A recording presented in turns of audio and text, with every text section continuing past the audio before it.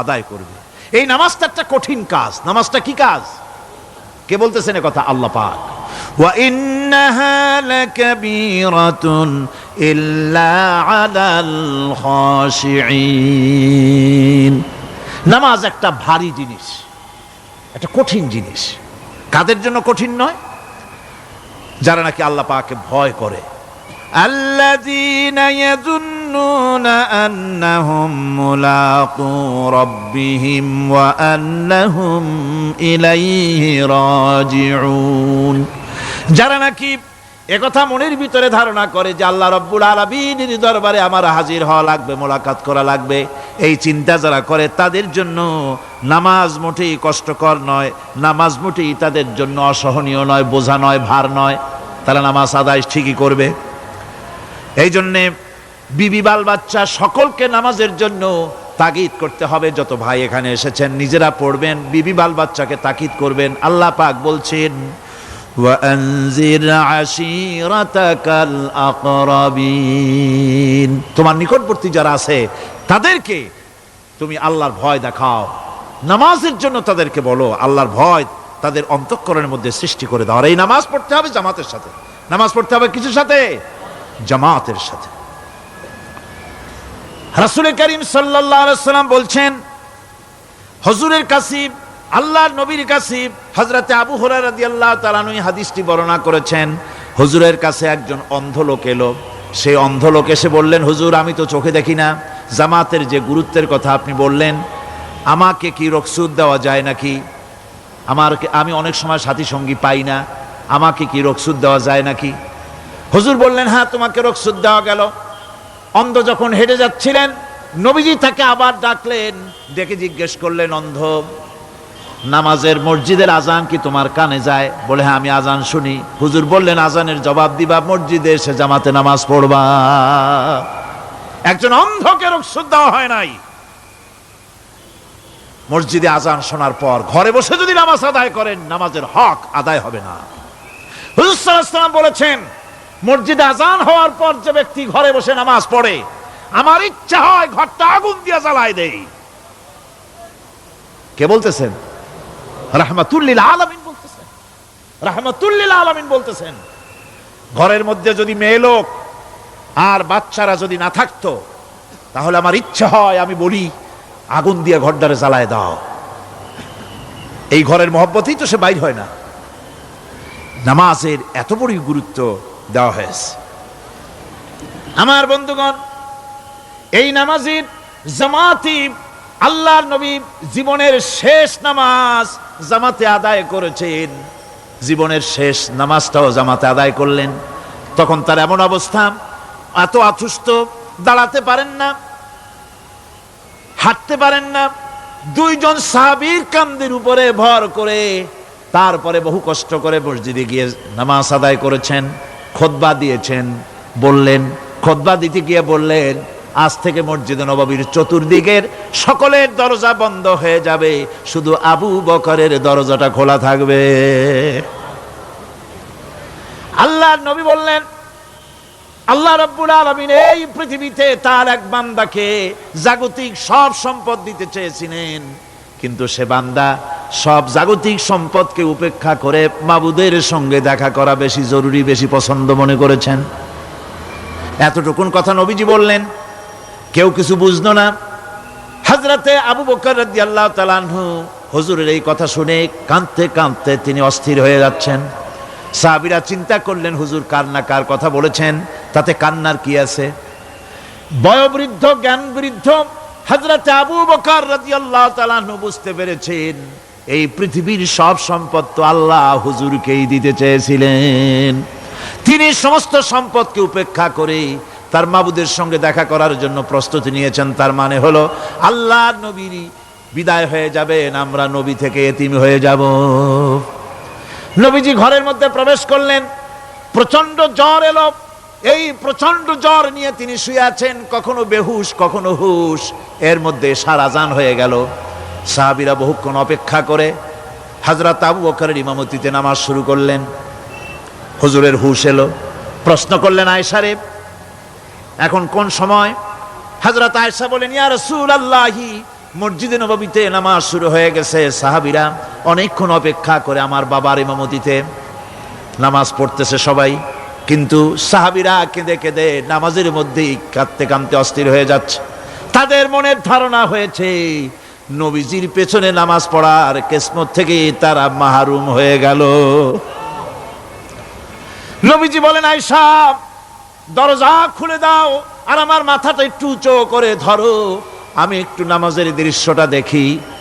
দরজা খুলে দেওয়া হলো, নবীজির মাথা উঁচু করে ধরা হলো। নামাজের জামাতের দৃশ্য দেখে নবীজি আবার শুয়ে পড়লেন। হযরতে মা আয়েশা লক্ষ্য করে দেখেন নবীজির দুই চোখের কোণা দিয়া পানি পড়তেছে। মা আয়েশা জিজ্ঞেস করেন, ইয়া রাসূলুল্লাহ, হে নামাজের দৃশ্য দেখে চোখে কেন পানি এলো? হুজুর বলেন, আয়েশা রে, এটা কোনো দুঃখের পানি নয়, এটা তৃপ্তির পানি। এই যে জামাত নামাজ পড়তেছে লোকেরা, এই জামাত কায়েমের জন্য তায়েফের ময়দানে অনেক রক্ত আমার ঝরেছে। উহুদের ময়দানে দান্দান মুবারক শহীদ হয়েছে, সাহাবায়ে কেরাম জীবন দিয়েছে। এই যে জামাত আমি দেখতে পেলাম, ভবিষ্যতের একটা ছবি যেন চোখে ধরা পড়লো। আমার মনে হলো কিয়ামত পর্যন্ত এই পৃথিবীতে আমার যত উম্মত আসবে তারা এইভাবে করে জামাতে নামাজ আদায় করবে। নবীজির মাথার কাছে মালাকুল মউত যখন এসে গেছেন, আমার ভাইরা, এই পৃথিবীতে যত নবীরা এসেছিলেন মৃত্যুর সময় সমস্ত নবীরা শেষ কথা যেটা বলেছেন, হাদিস, সমস্ত নবীরা উম্মতের জন্য মৃত্যুর মুহূর্তে শেষ কথা যেটা বলেছেন সেটা হলো আসসালাত, আসসালাত, নামাজ, নামাজ। আমার নবী যখন বিদায় হয়ে যান, বিদায় মুহূর্তে মেয়ের কথা বললেন না, কলিজার টুকরা নাতির কথা বললেন না, জামাইয়ের কথা বললেন না, স্ত্রীর কথা বললেন না, মৃত্যুর সময় শেষ কথা বললেন আসসালাত, আসসালাত ওয়া মা মালাকাত আইমানুকুম, নামাজ, নামাজ, আমার উম্মতেরা নামাজ, আমার উম্মতেরা নামাজ ছেড়ে দিও না, নামাজ। যেই নবী উম্মতের জন্য এত কাঁদলেন, নামাজের জন্য এত কথা বলে গেলেন, আল্লাহ রাব্বুল আলামিন নামাজের জন্য এত নির্দেশ করলেন, নবীজি ইন্তেকালের সময় নামাজের কথা বলে দিলেন, সেই মুসলমান আজ নামাজ আদায় করে না, নামাজ পড়ে তো নামাজ শুদ্ধ হয় না। হযরতে হুযায়ফা রাদিয়াল্লাহু তাআলা আনহু তিনি একবার ইয়েমেন সফর করেছিলেন, এক মসজিদে নামাজ পড়লেন। একজনকে তিনি নামাজ পড়তে দেখলেন, নামাজ পড়তে দেখে তিনি অপেক্ষা করলেন। লোকটার নামাজ হয়ে যাওয়ার পর তিনি প্রশ্ন করলেন, আল্লাহর বান্দা, তুমি কতদিন এরকমের নামাজ পড়তেছ? তিনি বললেন, প্রায় 40 বছর তো হবে আমি এরকম নামাজ পড়তেছি। হযরতে হুযায়ফা বলেন, তুমি কি আমারে চেনো? কয়, না, চিনি না। হযরত হুযায়ফা বললেন, আল্লাহর বান্দা শোনো, আমি হচ্ছি আল্লাহর নবী মুহাম্মদুর রাসূলুল্লাহ সাল্লাল্লাহু আলাইহি ওয়াসাল্লামের সাহাবী হুযায়ফা। ও আল্লাহর বান্দা, তুমি যেভাবে নামাজ পড়েছো এই রকম যদি 40 বছর নামাজ পড়ে থাকো, আল্লাহর কসম করে বলি, নবীজি যে নামাজ শিখাইছেন তোমার সে নামাজ হয় নাই, রাসূলুল্লাহর নামাজ হয় নাই। নামাজ পড়লেই হবে না, রাসূলুল্লাহ বলেছেন, সাল্লু কামা রাআইতুমুনি উসাল্লি, নামাজ পড়ো সেইভাবে যেভাবে আমারে পড়তে দেখো। বিশ্বাস করুন ভাইরা, নামাজ যদি না হয়, হরতাল করিয়া, মিছিল করিয়া, বিক্ষোভ করিয়া, যে কোনো আন্দোলন করে ইসলামকে বিজয়ী করা যাবে না যতক্ষণ পর্যন্ত নামাজ সহি না হবে। নামাজ হচ্ছে ফাউন্ডেশন, নামাজ নাই কিচ্ছু নাই।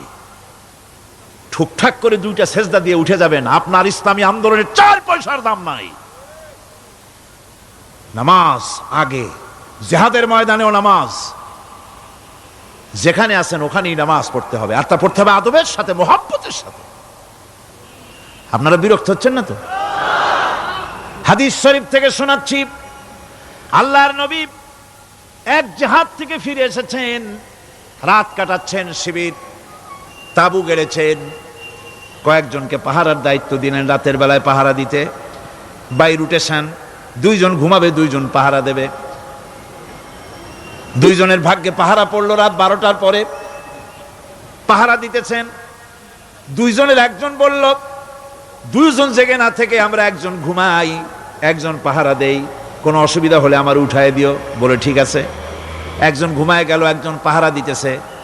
তিনি আবার মনে করলেন খামোখা দাঁড়ায় না থেকে সময়টা নামাজের মধ্যে কাটায় দেই। তিনি নামাজ পড়া শুরু করে দিলেন। দুশমন এসে গেছে। দুশমন দূরে দেখতেছে, একটা গাছের মতো দেখা যায়, অন্ধকারে মানুষ না গাছ বোঝার জন্য তীর নিক্ষেপ করলো। তীরটা এসে তার বাম হাতের ভিতরে বাহুতে ঢুকে গেল। নামাজ ছাড়লেন না। এরপরে দুশমন আর একটা তীর মারলো, সেই তীরটার ডান বাহুতে লেগে গেল। সাহাবী তাড়াতাড়ি রুকুতে গিয়ে নামাজ আদায় করলেন। আর ওই দুশমন বুঝতে পারলো যেটা মানুষ। দুশমন দৌড় দিল। নামাজ শেষ করে সাথীকে উঠালেন। সাথী উঠে দেখে দুই দিকে দুই তীর বসানো। ভাই তোমার গায়ে তীর কেন? বললেন আপনি যখন ঘুমায় গেলেন আমি ভাবলাম খামোখা দাঁড়ায় থেকে সময় নষ্ট না করে সময়টা নামাজের মধ্যে কাটাই।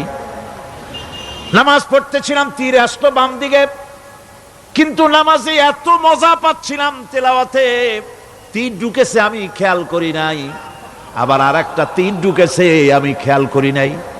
দ্বিতীয় তীরটা যখন ঢুকলো মনে মনে ভাবলাম তৃতীয় আর একটা তীর এসে যদি আমার বুকের মধ্যে ঢুকে যায় আর আমি যদি শহীদ হয়ে যাই, নবীজি আক্রান্ত হয়ে যাবেন, এই চিন্তা না আসলে জীবন গেলেও নামাজ ছেড়ে দিতাম না।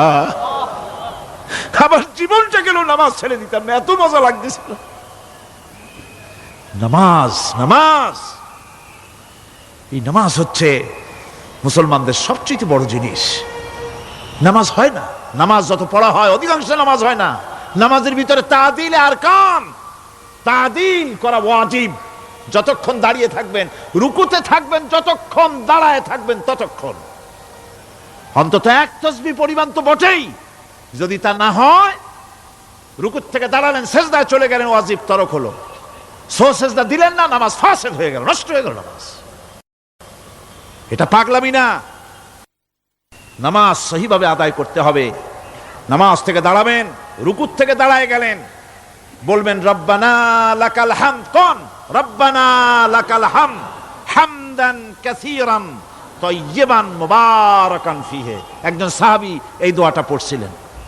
নামাজ শেষ করে আল্লাহর নবী প্রশ্ন করলেন, নামাজের ভিতরে অতিরিক্ত এই কথাগুলি কে বলেছো? সাহাবী ভয় পেয়ে গেলেন। ভয় ভয় তিনি বললেন, হুজুর আমি বলেছি। হুজুর বললেন, তুমি জানো না আমি নবী, তুমি নবী না, আমি যা দেখি তুমি দেখতে পাও না। তুমি যখন এই দোয়াটা পড়তেছিলে আমি লক্ষ্য করেছিলাম আল্লাহর রহমতের ফেরেশতারা প্রতিযোগিতা করতেছিল তোমার আমল নামায় কে কত বেশি নেকি লিখবে। রুকুতে দাঁড়ায়া এটা পড়বেন। সেজদায় চলে যাবেন, দুই সেজদার মাঝখানে ততক্ষণ বসে থাকবেন যতক্ষণ একটা সেজদার ভিতরে ছিলেন। পড়বেন আল্লাহুম্মা গফিরলি ওয়ারহামনি ওয়াহদিনি ওয়াফিনি ওয়ারযুকনি। নামাজের মধ্যে দোয়া করতেছেন, আল্লাহ আমারে ক্ষমা করে দাও। সব দোয়া সব হুজুরের। আমাকে ক্ষমা করো, আমাকে হেদায়েত দাও, আমাকে সুস্থ করো, আমাকে রহম করো, আমাকে রিজিক দাও। কও সুবহানাল্লাহ। নামাজের ভিতরে দোয়া কবুলের সময়, নামাজের সেজদার ভিতরে দোয়া কবুল হয়। এইভাবে করে রাসূল করিম সাল্লাল্লাহু আলাইহি ওয়াসাল্লামের নামাজটা কেমন হাক্কানি উলামাদের কাছ থেকে জেনে নেবেন। যেহেতু হুজুর বলেছেন সাল্লু কামা রাআইতুমুনি উসাল্লি, নামাজ পড়ো সেইভাবে যেভাবে আমাকে পড়তে দেখো। নামাজের ভিতরে একাগ্রতা লাগবে, ভালোবাসা লাগবে, ভয় লাগবে, মুহাব্বত লাগবে। পরিপূর্ণ সময় নিয়ে শান্তিপূর্ণভাবে নামাজ পড়তে হবে। আর যত তাড়াহুড়া সব হচ্ছে নামাজের মধ্যে, ঠিক কিনা ভাইরা? রাসূল করিম সাল্লাল্লাহু আলাইহি ওয়াসাল্লামের যে নামাজ, হুজুর যেভাবে নামাজ পড়েছেন হাদিসে যা পাওয়া যায়, হাদিসে বুখারীতে সব আছে, দেখে নেবেন, সেইভাবে নামাজটা আদায় করে নেবেন। কিয়ামতের দিন আল্লাহ রাব্বুল আলামিন সর্বপ্রথম বান্দাকে প্রশ্ন করবেন কি? বুখারী শরীফে এসেছে, আন আবি হুরায়রা রাদিয়াল্লাহু তাআলা قال سمعت رسول الله صلى الله عليه وسلم يقول إنما يحاسب به العبد يوم القيامة من عمله صلاته